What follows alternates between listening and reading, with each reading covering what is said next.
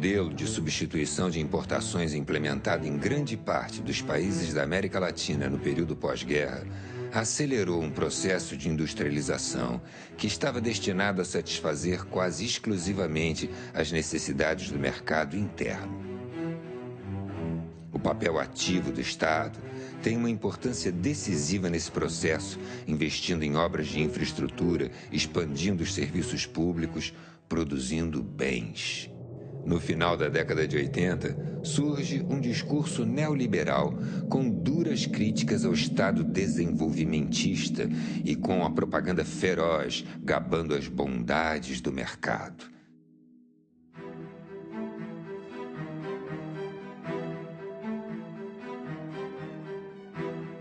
Um exemplo nesse sentido é o programa de privatizações das empresas públicas que, com diferentes ritmos, se impõe em todos os países latino-americanos. Não se trata de um Estado ausente, mas sim de um outro Estado submetido às exigências do mercado. Milton Santos. O neoliberalismo real é muito diferente do neoliberalismo utópico. E o Estado neoliberal não é um Estado mínimo. É um Estado ativista, é um Estado militante, só que as formas, os padrões de articulação entre Estado, capital e sociedade é que se alteraram. Isso não pode ser lido meramente como um processo de redução do lugar e do papel do Estado, tem que ser entendido como uma redefinição do lugar e do papel do Estado no processo de acumulação do capital e de dominação capitalista.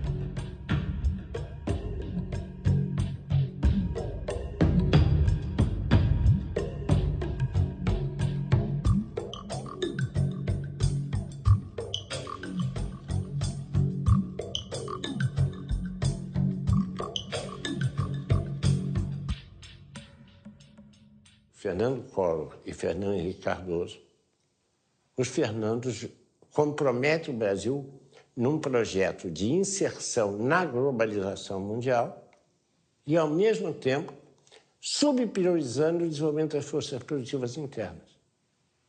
E, para isso, então, você faz o quê? Desmantela a proteção aduaneira, desmantela as instituições públicas ligadas ao processo de desenvolvimento das forças produtivas. É uma coisa impressionante. É absolutamente impressionante o que aconteceu.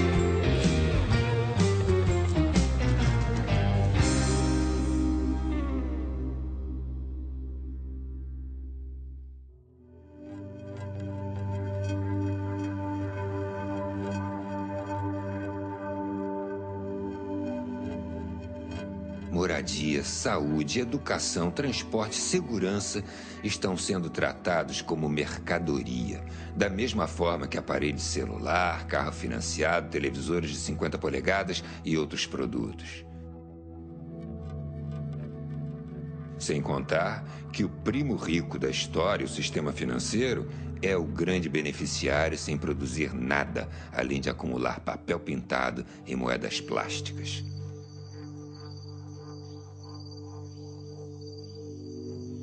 As florestas, os oceanos, os rios, o subsolo e até mesmo o ar são disputados por grupos privados como commodities a serem negociadas pelas bolsas de valores mundo afora.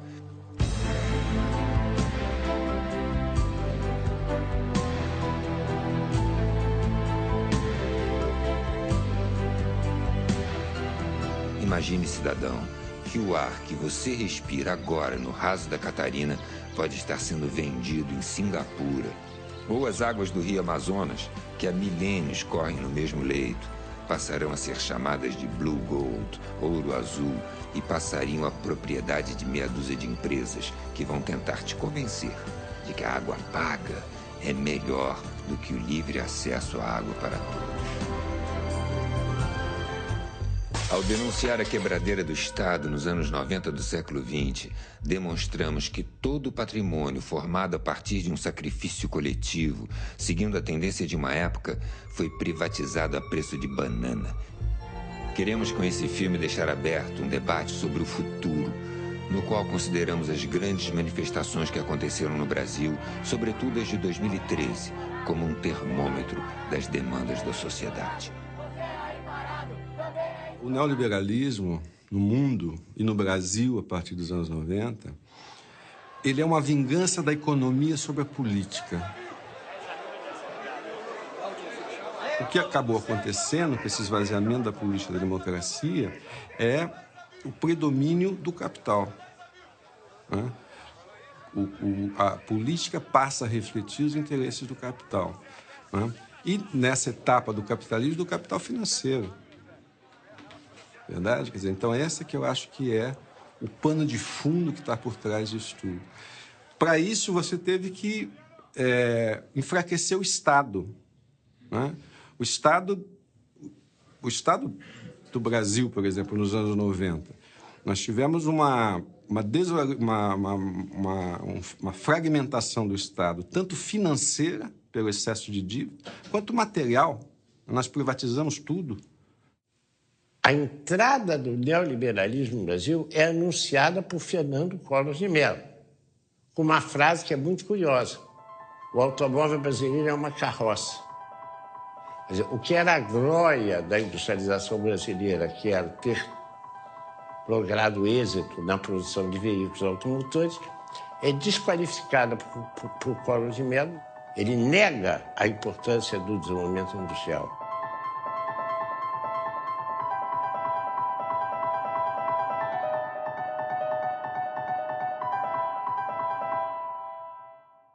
Fernando Henrique Cardoso é muito mais sofisticado. Ele não faz esse tipo de discurso.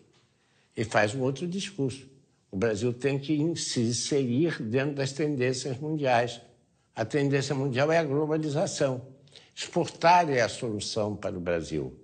O Brasil precisa voltar a ser uma economia exportadora. Forte economia exportadora. Isso é levado às últimas consequências associadas com a ideia da privatização. Foi ocupando cada poro do Estado brasileiro. Quando eu fui para o governo federal, eu fiquei muito impressionada com isso.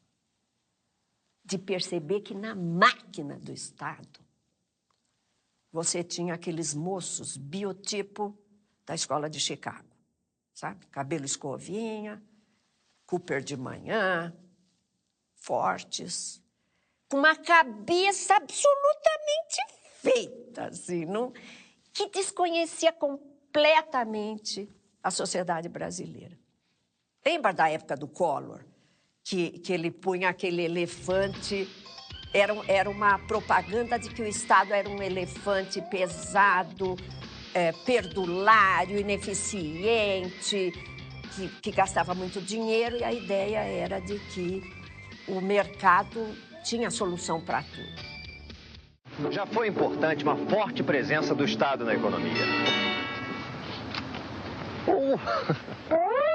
Só que o Estado engordou muito em áreas não prioritárias para você, cidadão. Ficou pesado. Com a desestatização, o Estado vai investir pesado em saúde, educação, habitação, saneamento e segurança. Um Estado pesado incomoda muita gente. Incomoda mesmo. Governo do Brasil, a prioridade é o cidadão. Ao longo dos anos 1990, o apoio da mídia às privatizações foi total, repercutindo e massificando o discurso neoliberal.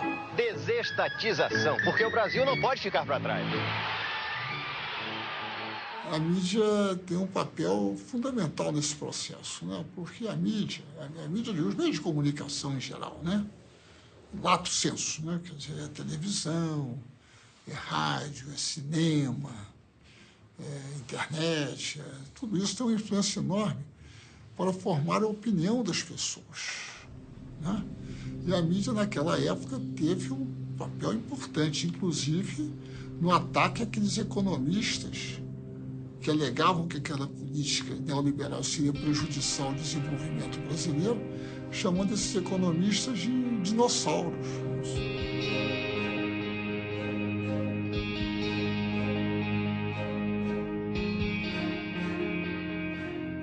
E a mídia se esforçou nesse sentido de uma forma extraordinária, né? Justamente por causa dos seus vínculos com os grandes interesses econômicos.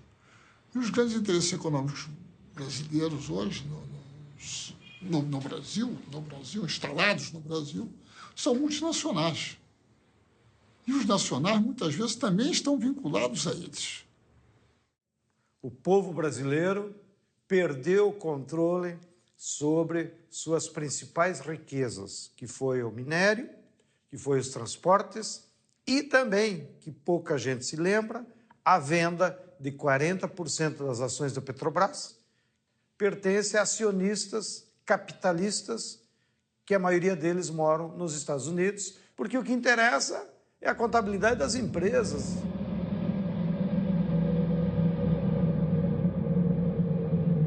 A privatização das telecomunicações é uma privatização do espaço eletromagnético. A privatização do setor elétrico é, num certo sentido, a privatização dos nossos rios. A privatização das grandes mineradoras é a privatização de parte do nosso território.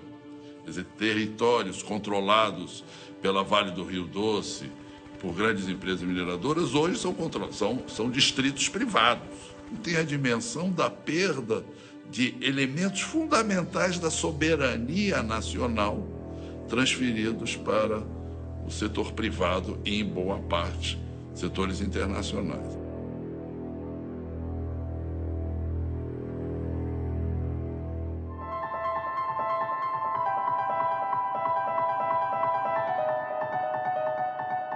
Foi um processo de desconstrução do Estado. E não foi uma reorganização, não houve um planejamento estratégico, na verdade foi uma interpretação de que o Estado era o problema do país.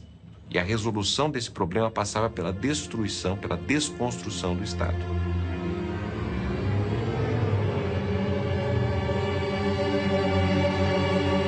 E nesse sentido nós tivemos um processo de privatização que, segundo nossos estudos, foi o segundo maior processo de privatização da década de 90. Ele foi apenas menor quando comparado com a desconstrução do antigo experiência da União Soviética, que foi a desconstrução ali da transição de um regime socialista para um regime de economia de mercado.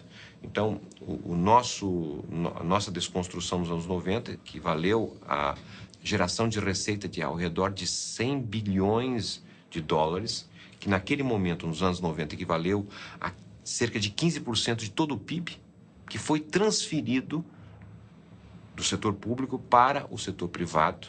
E em grande parte dessa transferência significou um engrandecimento em termos de riqueza de determinadas famílias e grupos estrangeiros, sem a contrapartida, porque nós tivemos simultaneamente a essa privatização uma redução de 500 mil de postos de trabalho. Essa é uma estratégia americana que ela parte do princípio que, num mercado totalmente livre, as empresas americanas, as mega empresas multinacionais americanas, por seu dinamismo tecnológico, pela sua escala, pelo seu poder financeiro, prevalecerão sobre as outras. E o neoliberalismo é isso, é você dizer, olha, o Estado é o grande adversário da eficiência econômica. Então é necessário reduzir o Estado ao mínimo. Aí vem as privatizações, né?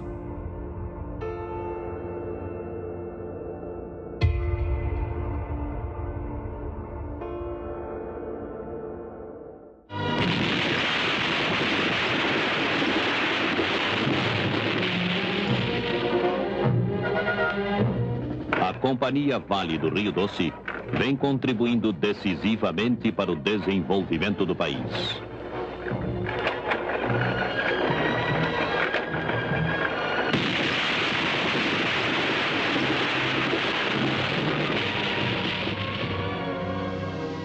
A Vale do Rio Doce foi criada em 1942 pelo presidente Getúlio Vargas. A partir de 1969, a empresa tornou-se a maior exportadora de minério de ferro do mundo e foi estratégica para os planos de industrialização do país. A Vale foi privatizada em 1997 por um valor irrisório em relação ao seu patrimônio e ao seu potencial. Naquela época, já se tinha notícias da reserva mineral da Serra Sul, em Carajás, onde se estima haver 10 bilhões de toneladas de minério. Hoje, este é considerado um dos maiores projetos de extração da empresa, chamado de Projeto S11D. Houve forte resistência de trabalhadores, sindicatos e da sociedade civil, que chegaram a conseguir por diversas vezes na justiça o adiamento da data do leilão. A Vale foi vendida por cerca de 3 bilhões de dólares naquela época. Menos de um ano depois da venda, o faturamento da empresa foi superior a 10 bilhões de dólares, ficando nítido que a resistência à privatização tinha fundamentos. Uma empresa estatal, ela olha vários outros aspectos que uma privada não pode, não cabe a uma privada olhar. Não é pecado ela não olhar, não lhe cabe olhar isto. A empresa estatal, ela tem esse objetivo maior de olhar o conjunto do país, onde ela possa colocar os seus recursos ou as suas expertise, né, de forma favorável para o país. Ela tem que olhar também para a questão da industrialização associada aos seus projetos. No caso, era uma obrigação da Vale fabricar trilhos aqui e projetar vagões para o Brasil, locomotivas, estimular o desenvolvimento direto de uma indústria ferroviária própria, ter esses cuidados. A estatal tem que ter esses cuidados.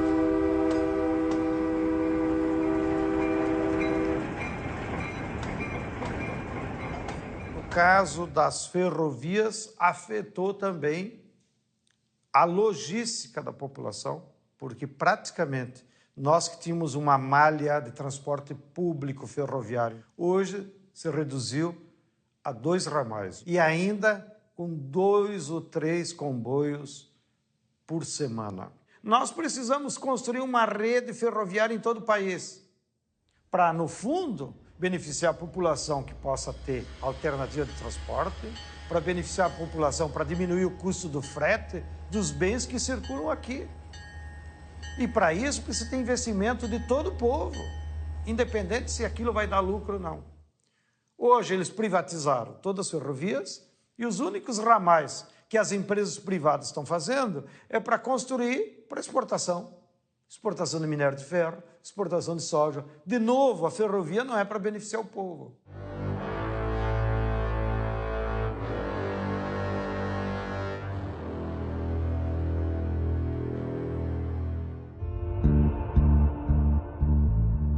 O saldo da privatização do setor elétrico foi desastroso para todo o Brasil. Um exemplo surreal foi a privatização da Light. Já em 1979, o governo da ditadura comprou a Light da Braskem Limitada 2 anos antes do contrato de concessão acabar, quando a empresa passaria ao controle do Estado brasileiro sem ônus. No entanto, ela foi comprada por 380 milhões de dólares. 17 anos após a estatização, em 1996, a Light foi privatizada. O então ministro do Planejamento, José Serra, orgulhoso, declarou: "Foi o maior leilão do país." No contrato, havia a absurda previsão da piora dos serviços, com autorização do aumento do número de blackouts e apagões. Como em quase todos os processos de privatização do setor, antes da venda houve o reajuste das tarifas de energia. No caso da Light, foi de 58% e o pagamento com as chamadas moedas podres. Além da utilização de empréstimos do BNDES com recursos retirados do Fundo de Amparo ao Trabalhador, FAT, do Fundo de Garantia, FGTS e do PIS/PASEP. Não faltam casos desse desmonte do setor energético em todo o país.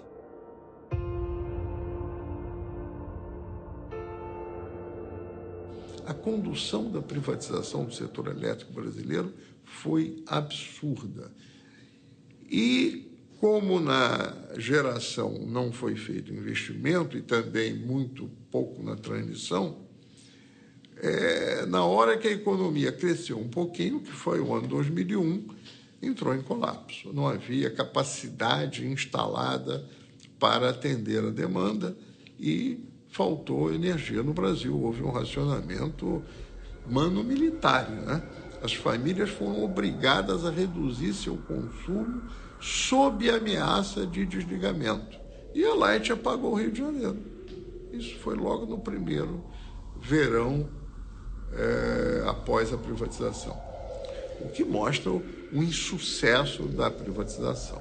Se o Estado ia mal, sem ele, pior ainda. As reclamações quanto à má qualidade dos serviços, apagões e acidentes são comuns em quase todos os estados. O Ministério Público, no Rio de Janeiro, após trocas de acusações entre as empresas, responsabilizou pelos incêndios em galerias e explosões em bueiros tanto a Light como a concessionária de gás canalizado SEG, também privatizada em 1997. A privatização no Brasil começou pela distribuição, seguiu na transmissão e a última a ser atingida foi a geração. A barragem interrompe a passagem da água e isto só pode ser uma função do Estado, dado a sua intervenção física, não só no sistema físico, como também social, porque a área é, às vezes, utilizada para várias outras coisas e populações são atingidas, não é? Então, o papel do Estado aí, né, na geração elétrica se torna mais flagrante, a ideia do monopólio natural devido a essa forma de geração.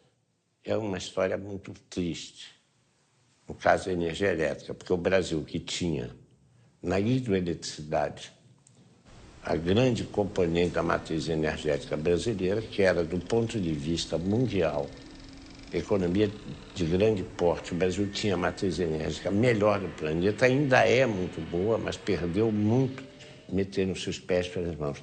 E se meteu os pés pelas mãos de tal maneira que o Brasil, que tinha uma das tarifas de energia elétrica mais baixas do planeta, hoje já tem uma das mais elevadas do planeta.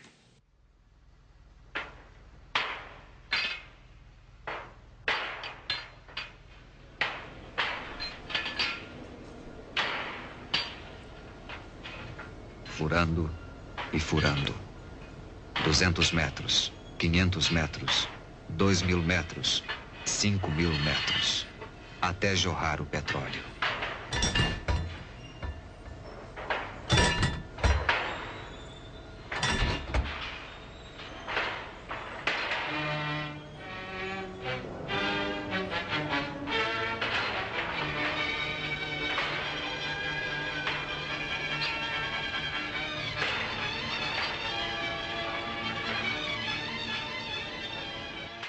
Quando o neoliberalismo, a onda neoliberal atingiu o Brasil, da qual resultou a revisão constitucional de 98, a joia da coroa das privatizações brasileiras, das empresas estatais brasileiras, era a Petrobras. Uma empresa estatal que tem não só conhecimento e competência, experiência, mas uma vontade nacionalista de descobrir recursos energéticos brasileiros, sendo a energia um assunto de segurança internacional. Esqueceram-se aqueles que formularam essa política e essa estratégia do significado que a Petrobras tem para o povo brasileiro. Independente de condição social, econômica, visão política, até ideológica, né? A Petrobras é uma empresa, diferentemente das outras estatais, que provieram da estatização de empresas privadas estrangeiras que haviam no Brasil. A Petrobras não. A raiz da Petrobras o petróleo é nosso. A raiz da Petrobras é essencialmente nacionalista. Está na raiz do nosso povo. Então a Petrobras não só o povo brasileiro entende isso, como considera a Petrobras também uma reafirmação da nossa autoestima, como como um povo competente para realizar, planejar, projetar e operar grandes projetos, né, de engenharia e de desenvolvimento nacional. A Petrobras é a maior empresa brasileira em patrimônio, é a maior empresa em conhecimento. Nós somos o cérebro mundial dos nossos engenheiros de como conseguir tirar o petróleo a 7.000 metros debaixo do mar, no chamado pré-sal. Somos os únicos que acumulamos conhecimento científico nessa área. Nós somos a empresa de maior potencial de exploração, porque, teoricamente, todo o petróleo pertence à nação. O Fernando Henrique, como é uma empresa grande e era a pérola da coroa, ele tentou privatizá-la e transformá-la numa empresa comum. Inclusive mudando o nome, né? Para Petrobras, porque eles diziam que os gringos não conseguiam pronunciar o Brás com S. Olha o nível de mediocridade dessa nossa burguesia subalterna, da qual o Fernando Henrique foi o seu principal porta-voz e representante. Mas por ela ser tão grande, não deu tempo eles seguirem o caminho natural da privatização. Eles tentaram pela venda das ações, tentaram pela quebra do monopólio, e isso conseguiram.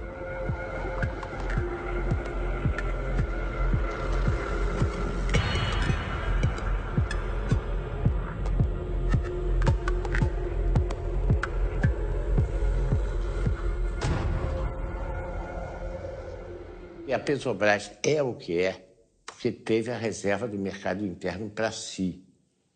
Não foi por nenhuma outra razão, é porque tendo o mercado interno para si no negócio do combustível, ela pôde o quê?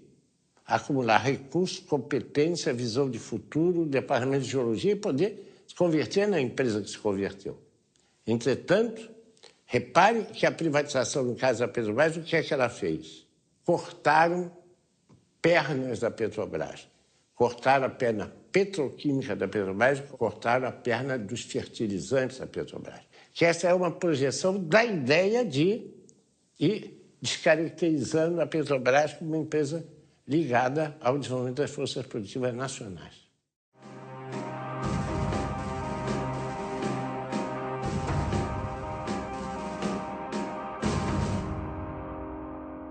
A privatização das telecomunicações foi um crime contra o Brasil e muito pouco compreendido. O Brasil tinha 4 satélites. O Brasil tinha toda uma rede de comunicação própria. O Brasil tinha os cabos que nos conectavam com o mundo. E isso foi entregue a preço de banana exatamente para os Estados Unidos. Esse é só um exemplo, entre tantos, como naquele momento que nós tínhamos que certamente reestruturar o sistema Telebrás, sem dúvida alguma. Mas o modelo adotado foi um modelo completamente antinacional, um modelo que transferiu o controle das comunicações brasileiras para fora do país, né? Um modelo que tornou as comunicações brasileiras exportadoras líquidas de capital, que não era, né? Um modelo que destruiu o parque industrial tecnológico que o Brasil tinha em cima das telecomunicações. O sistema Telebrás recebeu fartos investimentos a partir de 1996 e, após ser desmembrado em 12 empresas, foi a leilão em 1998. 2 dias antes da venda, havia 100 ações movidas em todo o país contra a privatização. No dia do leilão, manifestantes e policiais entraram em confronto nas imediações da Bolsa de Valores do Rio de Janeiro com um saldo de 11 presos, 48 feridos e a entrega do sistema de telecomunicações brasileiro ao capital privado. A Telebrás foi comprada por empresas italianas, portuguesas, espanholas e norte-americanas. O que era bom para eles não era bom para o Brasil. Em 2013, a empresa espanhola Telefônica divulgou um balanço de sua receita global, em que apontava as operações no Brasil como as que davam o maior faturamento à empresa. Os lucros obtidos no Brasil pela Telefônica servem para sustentar a expansão de sua matriz na Europa.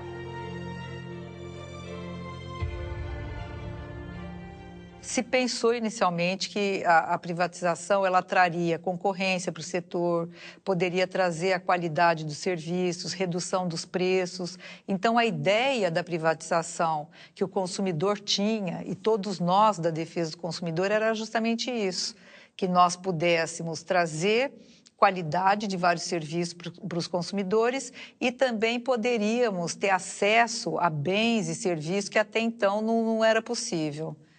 Mas o que se observou pós-privatização e logo depois de alguns setores é que os preços subiram num nível muito elevado. A prometida concorrência não foi possível até o momento. Nós temos setores como telefonia, nós temos pouca concorrência. A rigor, você tem a expansão, a melhoria e até baixos preços de serviço, né, e competição em cerca de 300, no máximo 400 municípios brasileiros, que é onde está a renda concentrada, onde você tem efetiva atividade econômica, né? Na maior parte do país, onde a atividade econômica é baixa, a renda é baixa, né, você tem um operador monopolista, que no caso hoje é a Telemar Oi, que pratica a partir daí preços de monopólio, né? Aproveita e pratica preços de monopólio.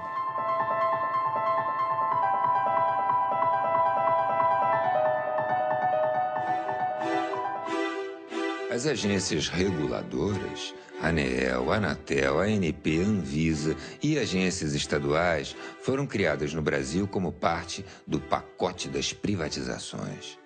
Houve a paralisação dos investimentos e o desmonte das empresas públicas propositadamente, com o objetivo de justificar a necessidade de privatizar.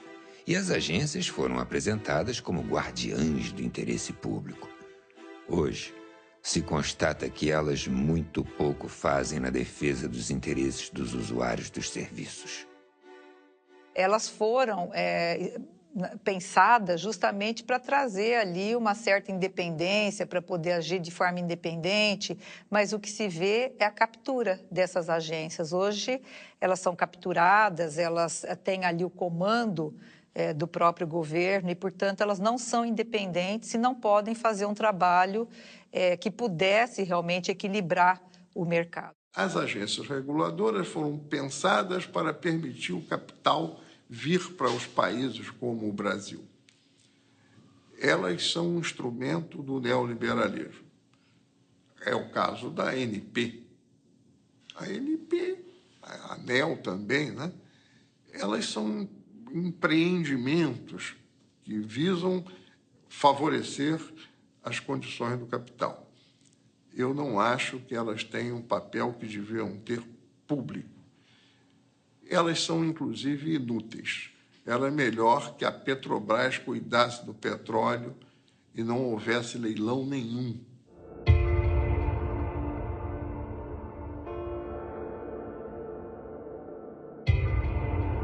A privatização não ocorreu apenas pela venda do patrimônio material do Estado. A lógica privatista fez dos serviços públicos uma riqueza a ser privatizada. As pessoas, quando têm um filho doente, elas estão mais ou menos dispostas a pagar a qualquer coisa, raspa a gaveta e consegue. Então, quando você privatiza esse tipo de serviços e torna eles com objetivo lucrativo, você deforma todo o processo. Na saúde, tinha 2 projetos, para mim, em disputa.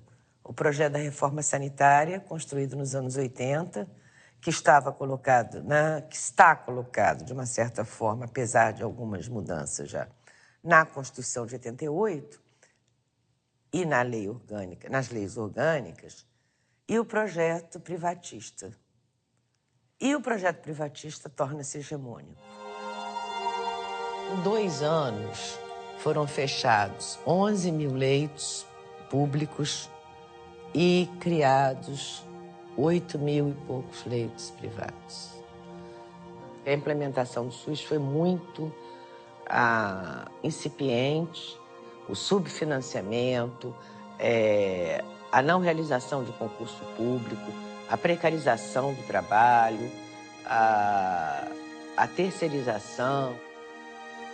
Enfim, o abandono da bandeira da reforma sanitária. Uma mentira do tamanho de um elefante. Com a desestatização, o Estado vai investir pesado em saúde, educação, habitação, saneamento e segurança. Lembre-se, cidadão, no processo de privatização dos anos 90, eles te prometeram que o dinheiro seria investido em saúde e educação. Olha o que aconteceu. Hoje, o Brasil está entre os piores índices em saúde e educação, na maioria dos rankings internacionais. As políticas que ainda mantêm o núcleo do público, estatal, etc., como o Sistema Único de Saúde, por exemplo, o Sistema Educacional, por exemplo, são núcleos importantes, eles foram varridos de alguma forma, foram atravessados de alguma forma pelo setor privado, né? Eu cito um exemplo que tem a ver com os anos 90, neoliberalismo e privatização, um negócio chamado organizações sociais. Organizações sociais são recomendações do Banco Mundial, no documento de 1993, e que foram aplicadas no Brasil em 1997. O que é uma organização social? É uma organização privada, certo? Que recebe dinheiro público. Ela não precisa fazer concurso público, não precisa fazer licitação, não precisa fazer nada, certo? E isso, hoje em dia, a gestão da saúde, da assistência social, da cultura, está atravessada por essas organizações sociais. Então, te dou um exemplo. O Sistema Único de Saúde tem 1 milhão de funcionários. 70% dos funcionários são ou terceirizados ou fazem parte de organizações desse tipo. Eu pergunto, é possível você ter uma gestão pública eficiente se 70% dos funcionários são privados?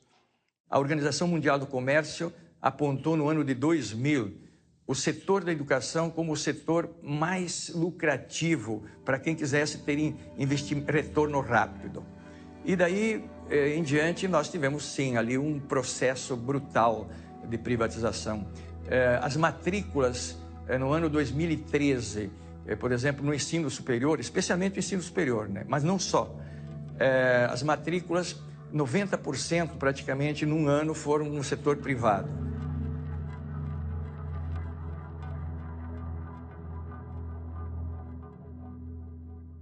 Professor, por exemplo, hoje é tratado como um entregador de conhecimento. E quem pensa o conteúdo, o método e a forma de educar são institutos privados. Instituto Ayrton Senna, Telecurso Segundo Grau, Pitágoras, Instituto EQI, institutos privados. A Associação Brasileira do Agronegócio tem um investimento enorme nas regiões onde o agronegócio está mais avançado, ensinando as crianças a que o agronegócio é a salvação do Brasil. Eu li uma redação de uma criança que é, na verdade, lavagem cerebral, e que essa criança diz: agronegócio, milhões de empregos, agronegócio, autossustentabilidade, agronegócio, comida para o mundo. Então, este pensamento, além de privatizar o patrimônio e a educação ser um grande negócio hoje no Brasil, está se privatizando a concepção de educação já na educação básica. Durante os governos neoliberais na década de 90, praticamente todos os países que estavam com governos neoliberais, incluído naturalmente o Brasil com o governo Fernando Henrique Cardoso, privatizaram dentro do sistema educacional uma dimensão que na política educacional deve ser fundamentalmente pública em qualquer sistema democrático, que é a definição do conhecimento oficial. Ou seja, o que se ensina nas escolas e como se ensina passou a ser um problema de comissões de especialistas e técnicos, muitas delas internacionais e muitas delas sob o controle e a tutoria do Banco Mundial, por exemplo, que começaram a definir os parâmetros curriculares a partir dos quais se definia o que devia ser ensinado nas escolas. O que deve ser ensinado nas escolas em qualquer país do mundo é um problema de deliberação pública, um problema que atinge a sociedade. Não só aqueles que estão dentro da escola, sino também os que estão fora da escola. Deve ser um problema de deliberação e de construção coletiva.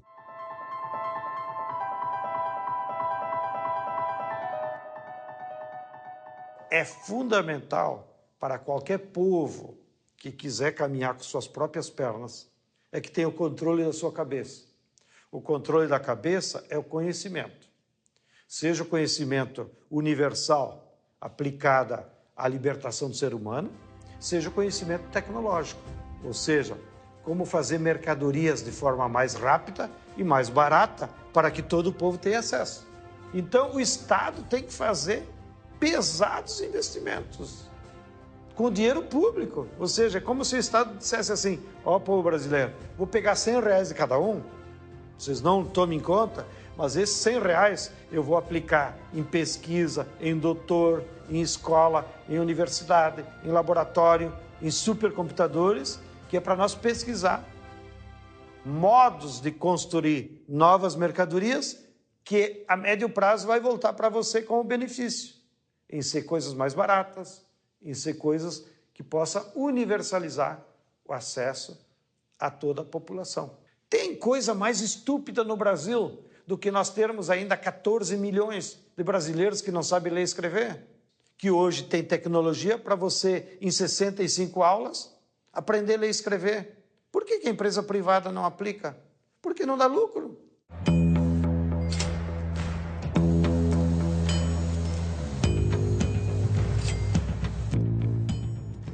A questão da habitação, quando nós estamos falando de cidades e não do campo, da zona rural, ela é uma questão urbana, né? Ninguém mora dentro da casa, as pessoas moram na cidade. Ou seja, você tem que ter sua casa conectada à rede de água, à rede de esgoto, à energia elétrica, à iluminação pública, à escola próxima para os seus filhos, o abastecimento, o transporte que te leva aos lugares. Então, nós estamos falando, quando falamos de habitação, de um pedaço de cidade. Muito bem. E esse pedaço de cidade tem preço. O preço, ele não se deve propriamente à unidade de habitação, ele se deve muito mais à localização. Então, o negócio da cidade é esse. O negócio da cidade é o preço da localização. E isso que a gente dá o nome de renda imobiliária é disputado, é uma luta surda pela disputa de rendas imobiliárias na cidade. Os pobres, eles são excluídos dessa disputa. Quando o dinheiro aparece, os capitais tomam conta da cidade. Como disse o David Harvey, follow the money. Eles vêm aonde tem dinheiro e as cidades foram tomadas literalmente de assalto. Por obras absolutamente discutíveis.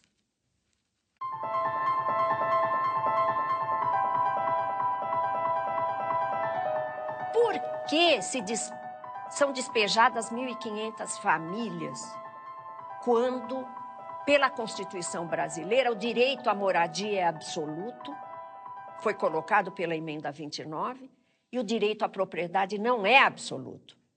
Ele é relativizado pela função social da propriedade. Por quê? Há uma conjugação entre capital imobiliário e capital de transporte, que no caso de algumas cidades é agravado pelo fato de que os transportes são um monopólio privado. Os transportes públicos, paradoxalmente, não são públicos, são privados e, portanto, seguem a lógica da valorização do capital no setor de transporte. São raríssimas as experiências no mundo onde você tem transporte público de massa privatizado. A Argentina privatizou na década de 90 e reestatizou agora. A Margaret Thatcher, no auge dos anos 80, não privatizaram o sistema de manutenção do metrô, mas não privatizou o metrô de Londres. Aqui, nos anos 90, nós fomos além da Thatcher. Tá certo? Ou privatiza ou faz concessão. Né? Concessão para o setor privado. O setor privado quer lucro. em alguma medida, isso tem a ver com o fato que, de 1994 até hoje, as tarifas de transporte urbano, por exemplo, em São Paulo, subiram o dobro da inflação. O passe livre é possível? É. Em determinadas condições, é possível. E ele é um dado de uma utopia muito importante. Muito, muito importante. Porque, como Milton Santos já falou, o jovem ele vive um exílio na periferia. O que é o exílio na periferia? É o cara que não pode sair de lá, porque ele não tem transporte ou porque ele não tem dinheiro para o transporte, se o transporte existe. O que se espera de um jovem que mora num bairro onde ele não tem equipamento esportivo, cultural, artístico, e ele não tem mobilidade?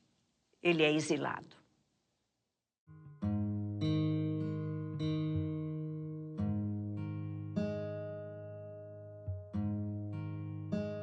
Essa questão não me parece que foi realmente abraçada pelo Estado. Aí vamos dizer por quê. Porque essa preocupação dentro da máquina pública em todos os países apareceu junto com as reformas neoliberais. Elas coincidiram. Com as reformas neoliberais, começou a ter uma competição internacional pela atração de empreendimentos poluentes. Nós começamos, por exemplo, a oferecer a possibilidade que nas periferias da cidade do Rio de Janeiro a gente recebesse uma siderúrgica recusada na Alemanha. Uma tecnologia que todos sabiam que era obsoleta, era arriscada, as populações que moravam na área de implantação dessa siderúrgica protestaram, tentaram se fazer ouvir na grande imprensa, inutilmente. Depois de 6 anos, se não me engano, a primeira grande explosão que não pôde ser deixada de aparecer na grande mídia, aí começa a se discutir, não, seria melhor a gente investir em tecnologias inteligentes, nós também não gostamos das tecnologias sujas da siderurgia, mas o fato é que essa siderúrgica foi atraída como uma grande vitória, que ia produzir emprego, renda, etc. Tal. E o que tem produzido é males à saúde da população local e problemas, inclusive, econômicos, parece que estão procurando algum comprador para esse tipo de tecnologia. Infelizmente, nos últimos anos, os bens naturais da terra, da água, das florestas, estão sofrendo uma ofensiva do capital internacional, que, inclusive, para se proteger da crise no hemisfério norte, de 2008, correu aqui para o Brasil para se transformar em patrimônio e escapar da crise. E se preparar para um novo ciclo de expansão do capital, para então eles se apropriarem da renda extraordinária que os bens da terra sempre geram para os capitalistas. Então, nos últimos 2, 3 anos, pelo que passou pelo Banco Central, mais de 200 bilhões de dólares de capital financeiro especulativo veio ao Brasil e se transformou em terra, em usina de etanol, em usina hidrelétrica e, inclusive, se apropriando da atmosfera, que eles fazem esses cálculos agora de quanto oxigênio cada hectare de floresta tropical emite na atmosfera, transformam isso num título e vendem nas bolsas da Europa como crédito de carbono para as empresas que emitem muito carbono nas indústrias poluidoras. E ganham dinheiro até com a especulação desses títulos. Já tem 2 empresas que fizeram isso com áreas indígenas do Acre. E isso leva um perigo muito grande, porque os brasileiros perdemos a soberania sobre o nosso maior patrimônio, que é a terra, a água, a biodiversidade do nosso território e agora até sobre o nosso ar.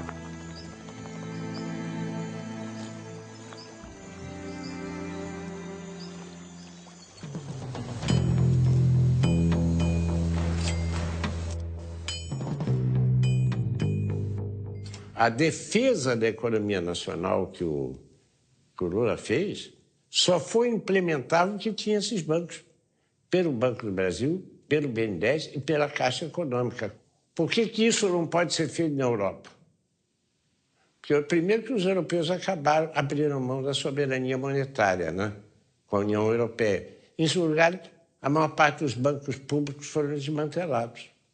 A Irlanda, para sair da crise, já renacionalizou, reestatizou seus bancos. O que aconteceu nas Américas nos anos 90 não era coisa de terceiro mundo. A crise se aprofundou em 2008 nos Estados Unidos. Em seguida, o sonho da casa própria esfarelou-se também na Espanha, virou pó. Depois foi a vez de Portugal e, finalmente, quebraram a Grécia.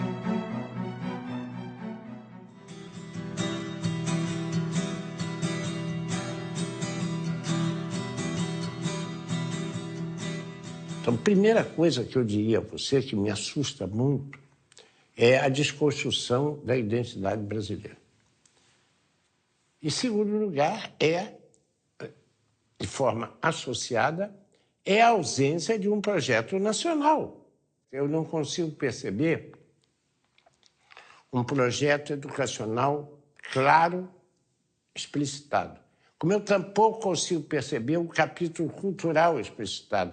Como não há um capítulo industrial explicitado. Se você perguntar hoje por onde a industrialização brasileira pode prosseguir, saiu de pauta como tema de discussão.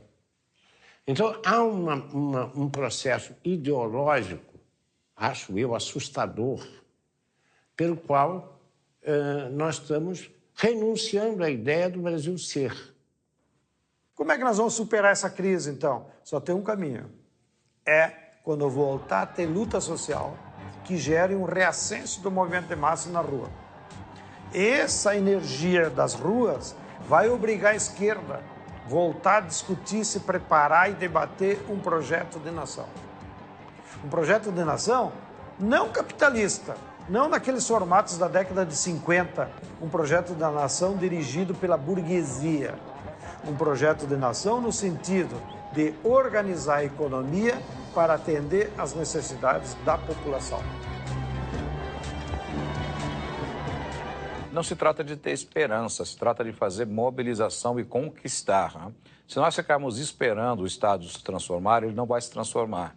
Né? Ele vai continuar sendo do jeito que ele é, conservador, como ele foi concebido por quem o concebeu. A sociedade se move com a participação dos trabalhadores. Nós só teremos serviços públicos de qualidade, gratuitos, de transporte, saúde, moradia, educação, com pressão popular. Os movimentos de junho demonstraram isso. Nós queremos um Estado que seja um Estado voltado para os interesses da população, não um Estado voltado para os interesses do mercado, por exemplo. E a mobilização dos trabalhadores é essencial para que esse Estado seja um Estado plural e não um Estado excludente.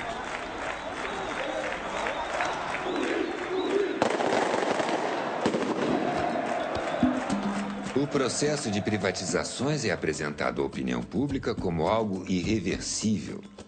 As lutas populares, que em alguns casos foram extremamente sangrentas, já demonstraram que isso não é verdade.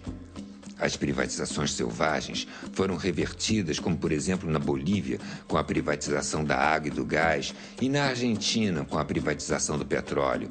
Até a Islândia, um país que quebrou inteiro porque seguiu o receituário neoliberal de Washington, reverteu o processo de privatizações e voltou a se desenvolver.